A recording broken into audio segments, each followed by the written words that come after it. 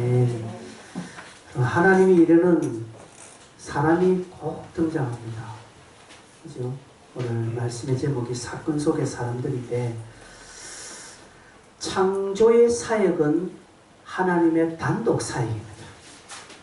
그러나 그 이후에 하나님의 사역, 구속 사역은 물론 하나님의 전체적인 섭리 가운데 단독이지만 여서여서의 사람들이 등장하고 하나님이 사람을 사용하셨습니다. 하나님의 일에도 사람이 늘 등장합니다. 하나님은 오늘도 사람을 사용하십니다. 그리고 그 일을 이루십니다. 여러분 다 아시는 내용이지요. 오늘도 그렇습니다. 수많은 사건 속에 사람이 등장합니다. 사람이 없는 사건은 없습니다. 좋은 일에는 좋은 사람이 등장하고 안 좋은 일에는 안 좋은 사람이 등장합니다.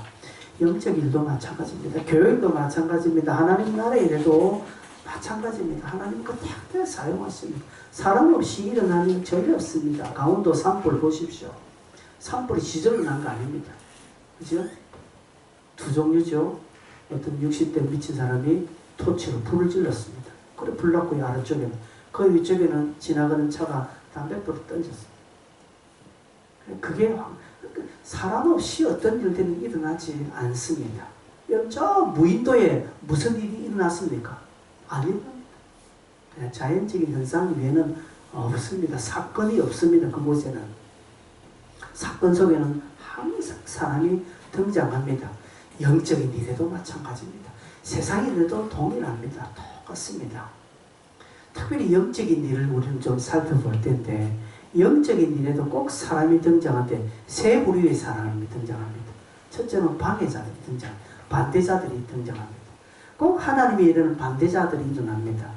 그죠? 반대자. 그 다음에 중도자들이 나죠.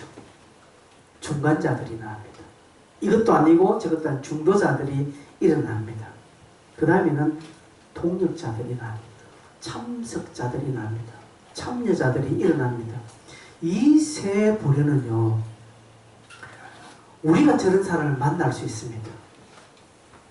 우리가 이런 사람들을 만나게 됩니다. 또한 우리 자신이 저 세 부류 중에 꼭 한 군데로 포함되어 있게 마련입니다. 그래서 오늘 여러분 설교를 들을 때마다 내 모습이 저럴 수도 있겠다. 그리고 나도 저런 사람을 만날 수 있겠다라는 두 가지를 다 생각해야 합니다. 교회 안에서 나름대로 의롭다고 여겨서 나름대로 원리 원칙이라고 주장하면서 방해하는 자들이 있습니다. 내가 반대하려고 반대하는 자가 아닙니다. 나름대로 교회를 위해서 나름대로 하나님 영광을 위해서 이건 아니야 라고 생각하면서 반대할 수 있습니다. 이건가 저건 난 모르겠는데 하면서 정체 중간에 있는 사람이 있습니다. 어떤 사람은 에이 죽이 되든 밥이 되든 함께 해보자 해서 동력하는 사람이 있습니다. 어떨 때는 그냥 악의적으로 내가 어떻게 감히 나를 빼놓고 이것들이 나를 이렇게 해서 제가 잘 사는 거 보자 하면서 좋은 이름에도 불구하고 안 하는 사람이 있습니다. 예전에 어떤 사람 중에 목사님 저는 전도 안 합니다. 나는 전도 안 합니다. 전도했는데 교회가 아무것도 안 한대. 이렇게 합니다. 악의적이죠. 그죠? 그런 사람이 있습니다. 어떤 사람은 자기 마음에 안 들어도 그래 교회와 함께 해야지, 하나님 일에 내가 동참해야지 하는 사람이 있습니다. 그래서 오늘 여러분 이 말씀을 보시면서 두 가지를 다 생각해요. 내가 이쪽 저쪽 다 쓸 수 있겠구나. 그리고 언젠가 나도 내 주변에 이런 사람들을 만날 수 있겠구나 라는 생각을 가지고 좀 넓게 보셔야 됩니다. 새로운 대통령 당선자가 나타났죠. 근데 이제 당적이 여당에서 야당으로 넘어가는 자들은 사상건건 반대를 합니다. 자기들이 정권 잡아서 그렇게 하려고 했어요. 그죠? 근데 이제는 크게 잡으니까 못하게 하는 거예요. 이쪽에 있는 이제 지금 현재 여당으로 되는 이쪽도 마찬가지입니다. 자기들이 야당에 있을 때는 사사건건 반대했습니다. 그래 이제는 자기들이 정권 잡으니까 또 그렇게 하는 거예요. 그 나무에 그 바람이 똑같은 사람입니다. 세상은 그렇습니다. 여러분. 세상은요 이랬다 저랬다 할 수 있습니다. 그러나 영적인 일은 그렇지 않습니다. 영적인 일은요, 하나님의 일은 에덴 동산 때부터 방해자가 있었습니다. 뱀이 반대하고 방해지. 그때부터 지금까지 오늘 저와 여러분 숨쉬는 이 순간까지도 반대자들이 있고 방해자가 있고요. 또 중간자가 있고 또 함께하는 동력자가 있습니다. 그렇게 되어집니다. 그래서 오늘 우리는 당연히 설교를 하면 세 번째 동력자가 되어질지라는 마음을 여러분 가지게 되죠. 이런 선입감도 싹 버리시고요. 내가 어떻게 될 줄 모릅니다. 여러분. 내가 어떻게 될 줄 몰라요. 그럼 문제는 우리가 하나님 나라의 동력자가 되고 순종하는 자가 되어야 합니다. 여러분도 그렇게 선다고 착각하지 마십시오. 여러분 그동안 그렇게 해왔다라고 착각하지 마십시오. 동력자 편에 섰지만 심정으로 반대하는 자는 있었습니다. 그러기에 오늘 저도 마찬가지로 여러분들 우리가 겸손히 오늘 이 본문을 보면서 자칫 잘못하면 이렇게 빠질 수 있겠구나 라고 생각하면서 점검하면서 말씀을 들으시고 나는 어떤 자로 분명히 서야 될 것인가를 여러분 꼭 깨달으시기 바랍니다. 첫째 방해자가 있습니다. 첫째 방해자. 반대자가 있습니다. 반대자. 오늘 본문에 우리가 있는데 27절에서 31절 보니까 방해자가 드러났어요. 반대자. 즉 아시아에서 올라온 유대인들 27절에 보면 아시아로부터 온 유대인들이 성전에서 바울을 보고 모든 무리를 충동하여 그를 붙들고 라고 되어 있습니다. 그죠? 그렇지 않아도 지금 예루살렘의 그 유대인들은 바울의 지금 소문을 듣고 곱지 않는 시선으로 다 있습니다. 곱지 않은 시선이 있는데 야고보가 이 바울을 건면해서 바울로 하여금 결례에 참석하도록 하고 그 결례에 드는 비용을 바울이 지급함으로 유대인들의 그 화난 마음을 조금 지금 잠시 이렇게 잠재워 놨습니다. 잠재워 놨지만 그래도 속으로 유대인들은 버글버글 끓는데 아시아에서 올라온 어떤 유대인들이 이상한 소리를 합니다. 바울이 헬라인의 이방인을 데리고 성전으로 들어갔다라고 이야기하면서 이제 부채질합니다. 충동질합니다. 충동질. 여러분 여기 하나 유심히 보십시오. 충동이란 단어가 옵니다. 충동이란 단어. 방해자, 반대자들의 특징은 무엇인지 아십니까? 충동질합니다. 충동질. 사단의 전략입니다. 여러분 역대상 21장 1절에 보면 이런 표현이 있습니다. 사단이 일어나 이스라엘을 대적하고 다윗을 뭐 했다고요? 충동한 것입니다. 사단의 전략은 충동질합니다. 주님은요? 주님은 소동을 일으킵니다. 복음이 간 곳곳마다 소동을 일어나요. 예수님께서 내가 화평을 주러 온 줄 아냐? 검을 주러 왔다. 이게 뭡니까? 하나님의 진리의 말씀이 심령에 들어가면 소동이 일어납니다. 내 개인에게 돌아오면 전혀 예수를 믿지 않는 사람이 복음을 받아들이면 심정에 자기 스스로 안에 막 소동이 일어납니다. 하나님의 말씀과 세상의 것들이 막 부딪히는 소동, 이게 거룩한 소동이 일어나는 것입니다. 그러나 사단은 충동질 한다는 사실을 꼭 기억하십시오. 여러분 대적을 한다고 했습니다. 대적은 여러분 아시죠? 딱 반대로 쓰는 것입니다. 노골적으로 반대로 쓰는 것입니다. 그럼 충동은 뭡니까? 충동. 사단이 이 충동질을 잘 합니다. 충동은 뭔가 합니까? 자신의 감정을, 나의 감정을 상대방에 주입시키려고 하는 시도를 말하는 것입니다. 내가 기분 나쁘다는 것입니다. 내가 상처받았다. 근데 옆 사람에게 내 상처받은 거, 내 기분 나쁜 것을 설명하면서 니도 같이 기분 나빠해주고 니도 같이 상처를 좀 나와 함께 받아줘라고 지금 강제적인 힘을 발휘하는 것이 충동질이라는 것이죠. 또한 충동은요, 없는 사실입니다. 분명하지 않는 사실을 가지고 편가르게 하는 것이죠. 교회 안에 이게 많습니다. 왜 주차장파, 예배당파가 생깁니까? 충동질하는 거죠. 없는 이야기를 하면 상대방 저쪽에서 저런 이야기를 하겠더라. 여러분 제발 가짜 유튜브 보지 마세요. 어느 개개인이 운영하는 유튜브 방송은 가짜들이 제가 보기에 10명 중에서는 9명 가짜입니다. 제발 좀 공신력 있는 방송 매체를 언론을 통해서 드러나는 것은 여러분 그거 보시고 다른 사적으로 하는 어떤 보지 마세요. 100% 가짜입니다. 그런 거 저한테 보내지도 마시고. 여러분 사단은 그렇게 합니다. 사단은 자꾸 충동질합니다. 우리에게. 네 억울하지? 네가 어떻게 수고했는데 어느 목사가 네한테 그럴 수 있나? 야, 네가 교회에서 그런 대접을 네가 어떻게 받나? 내가 볼 때 네만큼 하는 사람은 없더라. 그런데 어떻게 사람들은 네를 몰라주는 충동질하는 거야. 그 충동질은 내가 싹 붙잡히면요, 내가 그게 이제 쓰임받습니다. 옆 사람이 충동질하는데. 여러분, 유대인들이 바울을 지금 대적하고 충동질하죠. 그리고 사람들을 어설프게 충동질한다고 뭐라고 합니까? 전에 헬라인을 데리고 성전에 들어가서 거룩한 곳을 더럽혔다 하니라고 하거든요. 요거는 사실입니다. 사실인데 정확치 않은 사실이죠. 29절에 보니까 뭐라고 되어 있습니까?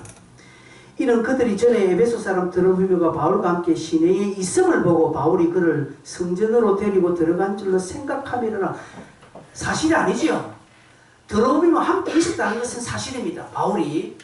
근데 시내에 있었는데 들리는 소문이, 바울이 여러분 소문이 한 달이, 두 달이, 석 달이 건너가면 나중에는 엉뚱한 일이, 바울이 지금 시내에서 드로피모 이방인들하고 같이 있었는데 누가 이렇게 이야기가 건너가고 하니까 성전까지 들어갔다라고 이야기가 되는 거예요. 여러분 이거는 중요한 것입니다. 유대인들에게는 이방인과 함께 유대인이 섞여 있는 것을, 성전에 섞여 있는 것을 금합니다. 이거는 죽어도 있을 수 없는 일입니다. 그러니까 이게 거짓말, 가짜죠. 가짜. 드로미와 함께 있었다는 것은 사실이나 성전에 있은 것은 아닙니다. 근데 아시아에서 올라온 사람들이 어디서 건너 들은 이야기, 바울이 드로미를 데리고 이방인을 데리고 성전의 셀에 그냥 들어갔다 하더라. 이거는 있을 수 없는 일이요. 지금 이렇게 되어서 모르는 예루살렘의 유대인들 그걸 듣고, 그러나 안 그래도 지금 바울에 대해서 지금 마음이 딱 안 좋은데 이야기 들으니까 그냥 불난집에 기름 붓는 격이 되었던 것입니다.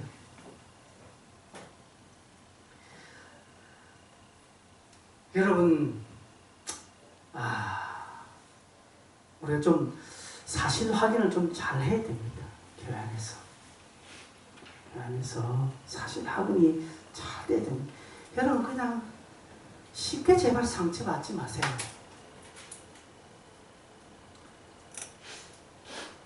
앞에서는 목사가 말을 많이 하는 사람이고 설교를 하는 사람이기 때문에 혹 설교 중에 원치 않게 다른 말 통 나갈 수 있습니다. 그죠? 근데 딱 그 말 듣고 마음이 상처나는 사람이 있어요. 저 내보고 하는 소리가 딱 되는 거예요. 그 다음부터 이제 설교 안 드립니다.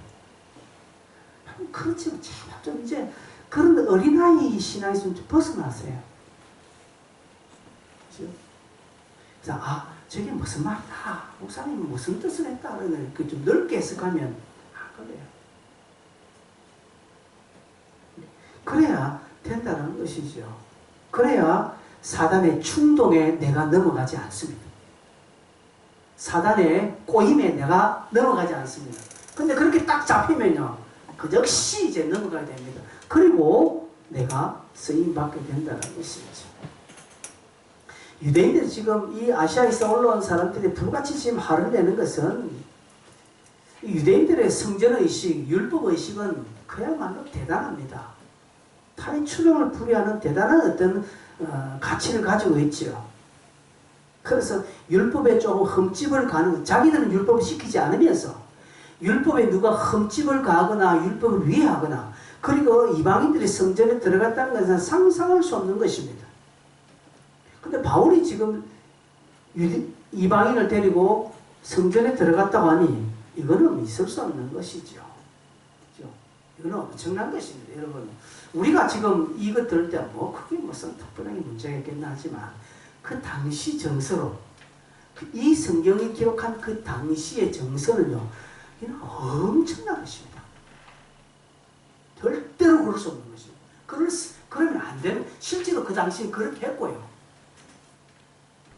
근데 그렇게 했다라고 하니 그것도 일반 그냥 예수 믿는 사람이 아니라 지도자급에 있는 사도인 바울이 그렇게 했다고 하니 바울이 또 이방인들과 잘 지나고 그들과 함께 막 하고 할례가 필요 없다는 등 율법이 아니고 믿음으로 예수 믿는다는 이런 온갖 이야기가 지금 들려서 유대인들은 신기가 불변한 이런 일이 있다고 하니 이거는 견딜 수 없는 것이죠. 그래서 이들은 어떻게 합니까? 30절에 보니까 온 성이 막 유대인들이 달려와서 바울을 잡아서 성전 밖으로 끌고 나갔다라고 말합니다. 성전 밖으로 끌고 나가는 것도 이들의 유대의 정서지요. 유대인들은요, 성전 안에서 그 어떤 범법 행위를 하지 않습니다. 할 수 없습니다. 그래서 살인한 사람이요, 성전에 딱 들어 성전 기둥을 붙잡으면 꼼짝 못합니다. 법적으로 어떤 제재를 가할 수 없습니다. 누가 살인해서 도피성이 들어가도 그죠? 함부로 그 끄집어내서 법의 어떤 심판대에 세우지 않습니다. 그만큼 성전의 권위를 그들은 가지고 있습니다. 그래서 성전에서 사륙을 하지 않습니다. 그러기에 바울을 의식적으로 성전 밖으로 끌고 나가는 것입니다. 뭐 하기 위해서요? 죽이기 위해서. 여러분, 지금 유대인들의 지금 이런 거침없는 행동을 유의 깊게 보아야 합니다. 유의 깊게 볼 것은 딱 두 가지입니다. 하나는요, 반푼수 집안 망한다는 거죠. 어설프게 아는 지식들이 교회를 힘들게 하는 거예요. 여러분, 분명히 아십시오. 여러분, 모르면 물으십시오. 그게 무슨 말인가? 그리고 여러분, 상처를 받았습니까? 오해가 되었습니까? 그러면 당사자에게 찾아가서 그게 무슨 말이고, 내가 아까 들을 때 굉장히 내 기분 나쁘더라. 그게 무슨 말이고 물으십시오. 그런데 딱 닫고 돌아가 버리는 것입니다. 딱 돌아가고 그 다음에 단톡방 탈퇴하고 내 기분이 나쁘다는 것을 만방에 알리는 것입니다. 너희들도 같이 상처받으라는 것이죠. 여러분, 누가 단톡방에 한 10명인데 누가 한 사람이 이웃이 탁 나가면 모든 9사람이 마음이 쓰입니다. 그죠? 안 그렇습니까? 내만 그런가? 왜? 그럼 이 사람 왜 못 나갔지? 왜? 그래서 이 사람이 실수로 다른 데 나간다고 실수로 내가 빠져나갔습니다. 다시 초대해주면 그럼 모든 9사람이 휴 이렇게 마음 씁니다. 그럼 누가 한 사람 빠져나갔는데 다른 사람이 왜 빠져나 물으면 답도 가면 이제는 막 그거 나머지 9명이 어수선하게 됩니다. 여러분, 이게 여러분들 이야기 맞죠? 내 이야기인가? 다들 긍정을 안 하시네. 다 우리 이야기잖아요. 이게 교회를 힘들게 한다는 사실이에요. 이게 본의 아니게 자기를 반대자로 서는 거, 본의 아니게 방해를 하는 사람, 다른 사람의 감정까지 영향을 미치도록 충동질하고 있다는 거죠. 달리 말해서 나는 지금 사단의 쓰임을 받고 있다는 것이죠. 성령의 쓰임을 받아야 되는데 악한 것에 지금 쓰임을 받고 있다는 것이죠. 유대인들이 그렇게 하는 것입니다. 유대인들은 그들이 어설프게 안 지식, 정확치 않은 사실을 가지고 바울을 공격하는 것입니다. 여러분, 정확하게 물으십시오. 모르면 모른다 정확하게 물으십시오. 왜 그런지 사실을 확인하세요. 그리고 이쪽 저쪽 양쪽의 이야기를 다 들어봐야 됩니다. 한쪽만 이야기 들어보면 아니에요. 양쪽 이야기 들어요. 그 양쪽의 이야기를 다 들어보고 하는 거죠. 그렇게 해서 참 본말이 전달되지 않는 노력을 기울여야 됩니다. 때로는 우리가 개인적으로도 그렇게 해야 합니다. 그렇게 해서 교회를 유익하게 만들어야 됩니다. 교회의 위로자가 서야 됩니다. 근데 방해자로 서면 안 된다는 것입니다. 지금 바울을 괴롭게 하는 자들은 누굽니까? 이방인들이 아닙니다. 불신자들이 아니라는 사실입니다. 바울을 힘들게 하고 바울을 잡아 죽이려고 하는 사람은 누굽니까? 개종한 유대인들, 즉 예수 믿는 유대인들이라는 사실입니다. 여러분 그때나 지금이나 똑같습니다. 교인들을 힘들게 하는 것은 세상이 아닙니다. 옆에 있는 교인들입니다. 목사를 힘들게 하는 사람이 불신자들 아닙니다. 저 앞에 가게의 사장님이 저를 힘들게 하는 거 아니에요. 성도가 힘든 것은 성도 때문에 힘듭니다. 여러분 가만히 생각해 보시면 누구 때문에 제일 많이 힘들었습니까? 바로 옆사람이에요. 불신자들이 아닙니다. 그래서 예수님은 마태복음 10장 36절에 이런 표현을 하셨습니다. 여러분 잘 아시는 대로 사람의 원수가 옆에 있는 사람이죠. 바로 옆에 있는 사람이 원수라는 사실입니다. 주님은 저 말씀을 하시면서 옆에 있는 사람 원수니까 원수같이 지내라 그렇게 말씀하신 게 아니라 주님은 저 말씀을 우리에게 던져주면서 자기 자신 최후에 화목제이 되기 위해서 왔다라고 하시지 않았습니까? 화목을 이루는 것입니다. 여러분 성도끼리 화목을 이루는 것이 중요합니다. 성도의 반목 주님이 기뻐하지 않습니다. 화목하셔야 됩니다. 화목하는 이유는 화목할 수 있는 최대의 길은 방해자가 되지 않는 것입니다. 방해자가 되지 않기 위해서는요. 충동하지 마세요. 여러분의 감정을 다른 사람 앞에 자꾸 주입하지 마시기를 바랍니다. 여러분 대적하지 말기를 바랍니다. 방해가 되면 안 됩니다. 방해. 하나님의 우리가 함께 동참을 하지 못할지라도 방해자로 서면 안 된다는 것입니다. 그래서 늘 살펴야 합니다. 언젠가 여러분 위로라는 표현으로 제가 설교한 적이 있습니다. 위로. 옆 사람에게 우리가 말로서 아니더라도 함께 있는 그 자체가 위로가 되는 때가 있다는 사실입니다. 그렇죠? 신영이가 지난주에 구속됐지 않습니까? 오미크론에 구속돼서 못 나왔잖아요. 그러니까 그 해방이 돼서 다 앉아있으니까 앉아있는 그 자체가 목사에게는 위로가 되는 거예요. 아, 신영이가 건강하고 나았구나. 이런 거. 그런 거예요. 함께 하는 거예요. 서로 화목하는 것입니다. 그러기 위해서는 여러분 혼자 생각하면 안 됩니다. 여러분 혹시 마음이 상하셨습니까? 혹시 지금 불편합니까? 그러면 해결하신 사실 확인을 하셔야 합니다. 그리고 분명히 아셔야 됩니다. 그리고 내가 아니라면 곧바로 수능할 수 있는 그런 넓은 마음이 필요합니다. 그런데 사실 확인은 됐고 내가 기분 나쁘다는 지금 그것 때문에 끝까지 가는 사람이 있습니다. 오늘 이 설교를 해도 여러분은 나중에 똑같이 할 겁니다. 저는 압니다. 그러나 중요한 것은 내가 하나님 나라의 방해자가 되어서는 안 된다는 사실입니다. 이 유대인들처럼 어설프게 알았어. 감정을 막 충동질하고 자기 본인도 모르게 사단의 앞잡이가 되어서 그렇게 쓰임받는 자들이 또한 있다는 사실입니다. 여러분 방해되지 않기를 바랍니다. 늘 살피십시오. 즉 여러분 목사의 설교가 성도의 신앙에 방해가 된다면 설교 하나에 낫겠죠. 그죠? 그렇습니다. 이 얼마나 불행합니까? 오늘 많은 교회 어떤 보면 한 공동체 안에 있으면서 제가 이런 표현을 했습니까? 예전에 동기가 근데 동기 목사님이 새로 교회 이렇게 부임하셨습니다. 부임하지 안 돼서 어느 근사님이 소천하셨어요. 근사님이 소천하시고 이제 작년에 다 치러왔는데 또 다른 근사님이 한번 찾아가지고 목사님 고백할 게 있습니다. 돌아가신 근사님하고 한 교회에 있으면 20년 동안 말 한마디 합니다. 여러분 이게 오늘날 우리 현실입니다. 그분이 죽고 나니까 드디어 자기가 고백하는 것은 저 근사하고 내가 20년 동안 말 한마디 그분이 천국 생활 한 거 맞습니까? 아니요. 한 교회에 있으면 지옥 생활했습니다. 이 근사님이 오면 저 근사님 안 오고 저 근사님 안 오면 이 근사님 오고 서로가 다 여러분 이게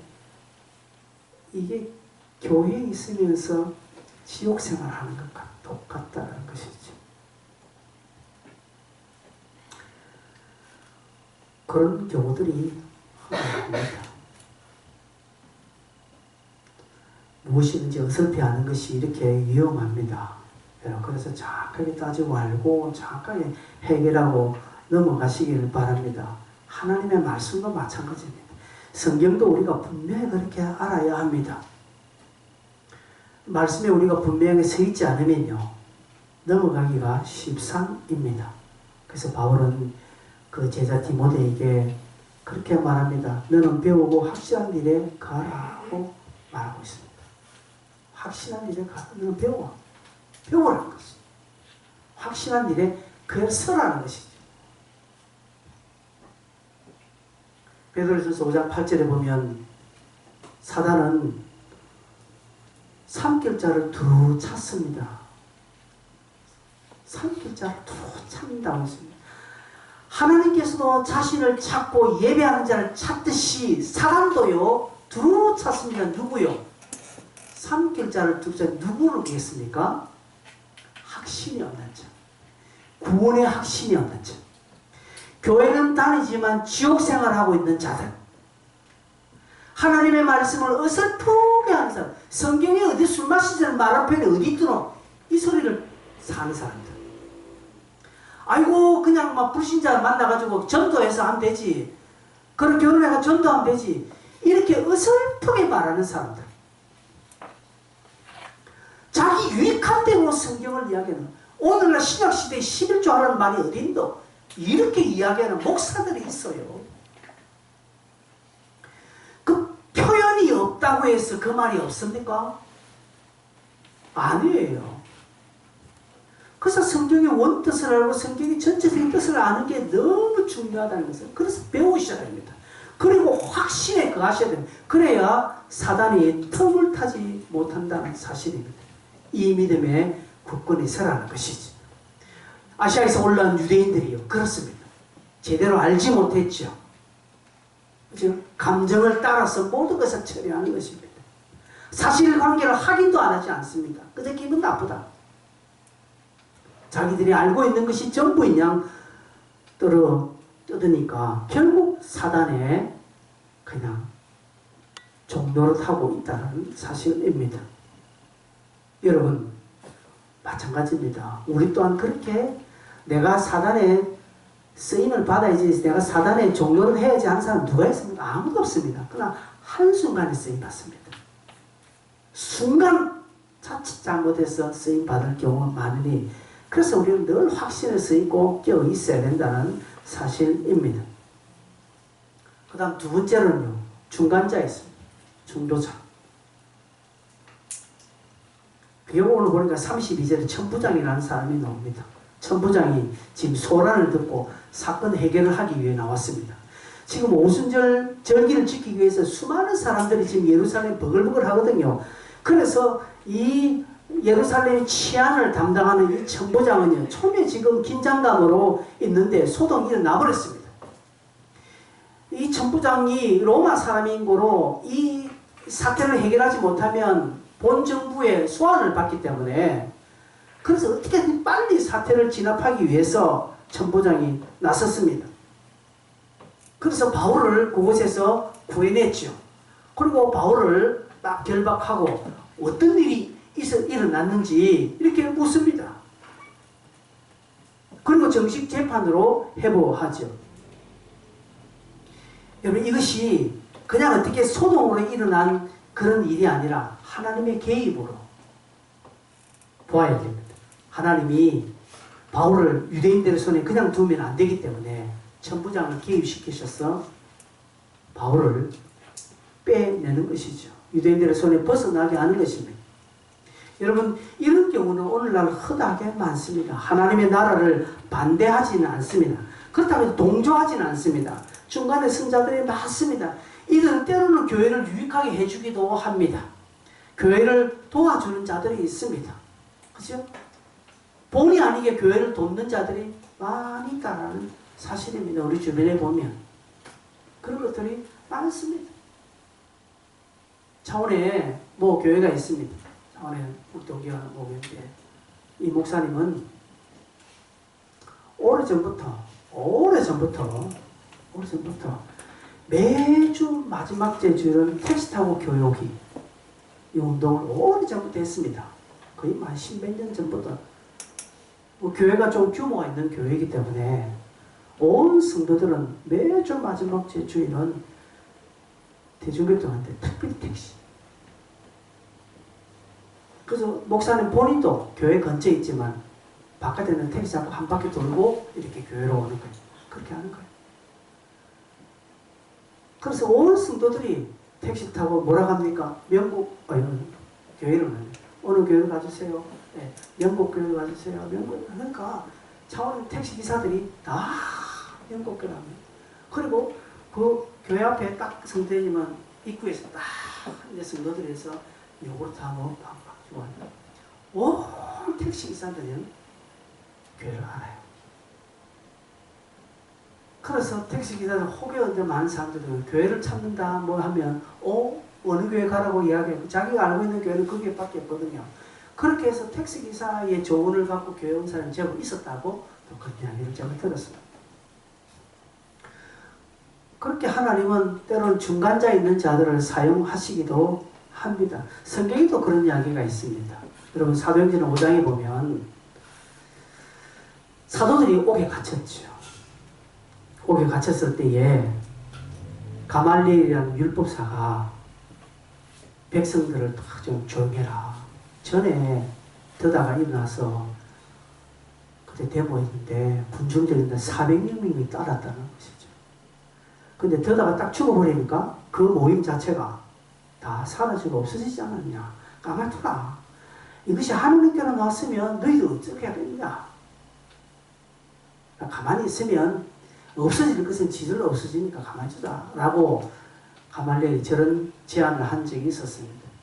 저런 중간자들이 있습니다. 그때도 있었고 오늘날도 있습니다. 함께 하진 않습니다. 그렇다고 반대하지도 않습니다. 그러나 때로는 교회를 조금 막아주는, 교회를 유익하게 하는 자들이 또한 있다는 사실입니다. 이런 전부장이 그렇게 하는 것이죠. 여러분 이런 일이 일어날 때 하나님의 개입으로 보셔야 됩니다. 하나님 그렇게 간섭하십니다. 때로는 하나님은 믿지 않는 자를 통해서 교회를 유익하게 하는 것이죠. 제가 지난번 이야기했죠. 어떤 할머니가 열심히 절해다니는 할머니인데 목사님이 자기 짐을 2번 들어줬다고 했어요. 그 목사님이 그냥 자기 교회당 자기 건물을 주버린 거죠. 절에서 내려가 난리 안 났습니다. 절에서 주지가 내려오고 저 어떻게 되느냐. 왜? 모릅니다. 하나님의 간섭이는 모릅니다. 어떻게 될 줄 모릅니다. 그 다음 세 번째는요. 이제 우리가 좀 유심히 봐야 될 건데 동력자들이 나는 것이에요. 동력자는. 무엇이 동력자입니까? 복음 전하는 자입니다. 하나님 편에 서는 자들이 항상 있습니다. 사건의 어떤 사건마다 하나님의 편에 서는 사람, 복음을 전하는 자들이 꼭 있다는 사실이죠. 오늘 본문의 바울입니다. 그는 결국 아가보 선지자 예언대로, 그죠? 주님의 제자들이 어떤 예언대로 예루살렘에서 결박을 당하게 되고 거의 죽음이 위기 직면까지 가게 되었습니다. 바울은 이것을 전혀 모르고 올라온 것 아닙니다. 알고 있었습니다. 각오도 하고 왔습니다. 바울은 그런 각오와 딱 마음에 결단하고 와서 그 일을 당하니까 바울의 마음은 어떤 마음이 들겠습니까? 진짜다. 이게 이렇게 일어나니까 자기의 소명을 더 확고하게 했을 것입니다. 또한 하나님의 동행의 사인으로 천부장을 통하여서 그 계획들이 이루어지는 것을 보고 바울은 또한 깨달았을 것입니다. 바울은 자신에게 닥쳐온 고난과 핍박과 이런 엄청난 수모를 통해서 바울은 더욱 사명의식이 확고해졌을 것입니다. 우리는 교회를 하다가 어떤 영적인 선한이라든 반대에 탁 부딪히면 우리가 오는 생각, 내가 아닌가 보다 이런 생각을 많이 합니다. 하나님의 일이면 만사형통되어야 합니까? 주의 일은 막힘없이 쫙쫙쫙쫙 펼쳐나가야 합니까? 하나님의 뜻대로 살면은 아무런 막힘없이 그냥 내 앞에 막 12차선대로가 쫙 펼쳐지는 것처럼 그렇게 이루어져야 됩니까? 아닙니다. 바울은 자기 앞에 어려운 일이 올 때마다 더욱더 사명감에 불탔습니다. 아, 맞다라는 생각. 성도 여러분, 여러분이 주의 뜻대로 살려고 각오할 때 하나님의 마음에 들기 위해서 움직이다가 어려움이 오면 맞다라고 확신하십시오. 아, 내가 잘하고 있다. 더 굳건하게 서시기를 바랍니다.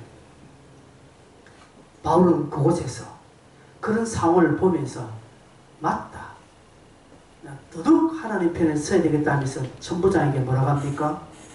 30절대로 보면 내가 한마디 좀 할 수 있겠느냐 라고 하니까 천부장이 네가 헬라말을 아나? 즉 로마말을 아나? 당연히 알죠. 바울은 로마의 시민권을 가지고 있는데 그래서 내가 이 사람들에게 좀 한마디 좀 할 수 있게 해달라라고 이야기합니다. 그래서 천부장이 허락합니다. 해라. 그 내용이 22장부터 이제 소개되고 있습니다. 22장 우리가 안 읽었지만 그러나 뭔 이야기입니까? 바로 복음을 전합니다. 그가 복음을 전하는 놀라운 일들이 많은 유대인들 앞에 그것도 공개적으로 하나님의 말씀을 증거하게 되는 놀라운 일들이 일어납니다. 바울에게 조그만 기회가 생겼을 때에 바울은 이것을 하나님에게 드렸다는 사실입니다. 자신에게 조금 유리한 기회가 생겼으니 자기에게 유리한 방향으로 끌고 가지 않고 하나님에게 유리하도록 그 기회마저도 하나님 앞에 드렸다는 사실입니다. 바울이 여기서 어떻게 말 한마디 잘하면 석방될 수 있습니다. 바울이 근데 말을 못합니까? 배운 게 없습니까? 스펙이 부족합니까? 그죠? 그게 모인 무리들의 성량을 다 알아서 바울은 몇 마디 던지면 저것끼리 싸우고 나가죠. 바울은 쏙 빠져나갈 수 있도록 되어 있습니다. 예수님도 그렇게 하셨지 않습니까? 바리새인과 사두개인들이 모였을 때 딱 부활의 문제를 던지는 것이. 그러니까 손 안 대고 코 푸는 일을 할 수 있습니다. 바울도 그렇게 충분히 할 수 있는 역량이 있습니다. 근데 바울은 그렇게 하지 않습니다. 자기에게 주어진 조그만 이익의 기회, 내게 허락된 조그만 숨통 틀 수 있는 내 상황을 반전시킬 수 있는 그런 전환의 기회가 있었지만 바울은 그것을 하나님께 드립니다. 저런 사람이 동력자입니다. 여러분에게 다가온 조그만 유익을 어디에 쓰십니까? 여러분 다 쓰지 않습니까? 자기를 다 쓰지 않습니까? 그런 자는 동력자라고 할 수 없습니다. 중간자입니다. 이러지도 않고 저러지도 않고. 그러나 내게 조그만 이익, 조그만 유익, 조그만 기회 그것마저도 가감하게 주님 앞에 헌신하는 자, 하나님에게 동력하는 자, 하나님의 편에 서는 자들입니다. 하나님이 이런 자들을 쓰십니다. 출애굽기 32장에 보면 금송아지 사건 아시죠? 금송아지 사건이 나서 하나님이 딱 썰어버리겠다고 했습니다. 그때 모세가 이야기합니다. 모세가 전번에 서서 이르되 누구든지 여호와의 편에 있는 자는 내게로 나오라. 여호와의 편에 서서 나오라고 합니다. 이때 누가 나왔습니까? 레위 자손들이 나왔습니다. 여러분 아시다시피 레위 자손은 창세기 49장의 야곱의 예언에 의하면 벌받은 자입니다. 벌받았어요. 그런데 조상의 벌을 이 후손의 레위 자손들이 이 벌을 복으로 바꿔버립니다. 어떻게 해요? 여호와의 편에 서는 것을. 여러분 우리가 그렇게 해야 됩니다. 하나님 얼마든지 저분 바꿔주십니다. 그래서 레위 자손이 레위 지파로 쓰임받게 된 이유가 딱 저 한 포인트입니다. 제가 지난번에 얘기했는데 포인트가 있다 했죠. 쓰이는 포인트가 있습니다. 우리가 한평생 처음부터 끝까지 100까지 평균 내서 네 70점 있으니까 내가 늦었게 하지 않습니다. 하나님은 개차반으로 우리가 살아도 어떤 한 포인트에 딱 하나님 앞에 드는 사람을 하나님 쓰십니다. 다윗이 그런 자였습니다. 여호와의 편에 서는 사람. 누굽니까? 여호와의 편에 서는 사람 누굽니까? 물리적인 장소가 아니라 아까 바울처럼 자신에게 주어진 조그마한 이익의 기회, 조그만 삶의 숨통 트일 만한 그 기회마저도 하나님께 드린 자입니다. 말 몇 마디 해가지고 자기 자신의 어떤 형편들을 싹 막 바꾸는, 자신의 이익적으로 싹 바꾸지 않고 하나님의 유익적으로 사용한 하나님의 사람들, 하나님의 편에 사는 사람, 동력자들입니다. 이사야 6장에도 보면, 이사야 6장 8절에 보면 이사야가 성전에서 하나님을 만났습니다. 자기가 죽게 되었다고 막 합니다. 하루가 나여나 망하게 되었다 라고 할 때에 주의 목소리가 이사야에게 들립니다. 누가 갈꼬 합니다. 내가 누구를 보내며 누가 우리를 위하여 갈꼬 라고 합니다. 이 하나님의 메시지를 누가 증거하겠느냐라고 하니까 이사야가 뭐라고 합니까? 나를 보내소서. 내가 여기 있나이다. 예, 하나님 편에 사는. 근데 우리는 주님 내년에 할게요. 내년에. 왜 냅니까? 저 사람을 시키지. 다음에 할게요. 이사야는 뒤도 돌아보지도 않고 한숨 쉬지도 않고 바로 그때에 내가 이르되, 그때 바로 즉시라는 것이죠. 내가 이르되 내가 여기 있나이다. 나를 보내소서라고 하는 것이죠. 사도 바울은 마지막 호흡하는 순간도 하나님 편에 서는 것입니다. 어떻게 보면 바울은 내가 이 한마디 하고 내가 죽을 것이다, 순교할 것이다 라는 각오로 이야기했습니다. 그 상황이 어찌 될지 모르기 때문에 조금 전에 유대인들은 자기 죽이려고 했거든요. 그렇게 스스로 시퍼렇게 눈뜨고 있는 유대인들 앞에서 자기가 복음 이야기하고 하나님 나라 이야기하면 이거는 막 죽는 것은 남은 강상입니다. 바울은 각오했어요. 내 이 한마디하고 내가 죽으리라 하고 복음을 전했다는 사실입니다. 여러분, 오늘날 우리에게는 이런 일 없습니다. 그러나 여러분 자존심 상하고 감정 상하는 게 중요한 게 아니에요. 그것보다 더 중요한 것은 교회요 하나님의 마음이라는 사실입니다. 그러기에 조그만 기회도 주님 편에게, 조그만 삶의 여유도 복음 증거하는 자로, 여러분 시간 내서 전도되는 거 아닙니다. 주변에 여러분 전도자들이 이름을 올려놨죠. 언제 하실 겁니까 이 사람들? 주부의 명단은 있는데 언제 하실 거예요 이 사람들? 때가 되면 언제 그때가 언제입니까? 여러분 모르잖아요. 그러면 그때를 여러분이 정하십시오. 지금 이때다. 그러고 전에서 그들이 반대하고 안 믿으면 지우세요. 이름 안다고 그게 뭐 이름이 대단해서 끝까지 지고 있습니까? 전했는데 아니더라면 지워버려 그냥. 그럼 다른 사람 가면 돼요. 하나님 그걸로 가지고 책망하지 않습니다. 왜 1년 내도록 주고 이 사람 이름만 올라와요? 안 되는 거 뻔히 알면서. 하나님 편에 서십시오. 여러분의 이익 편에 쓰지 말고. 그래서 하나님 편에 서서 여러분 신앙생활이 좀 뭔가 좀 조금 재밌는 신앙생활 좀 해보시기를 바랍니다. 내 영편, 세상살이 친구편 되면 막그 조건 환경편에 서면 그만큼 여러분의 신앙생활은 돌고 도는 신앙생활이 됩니다.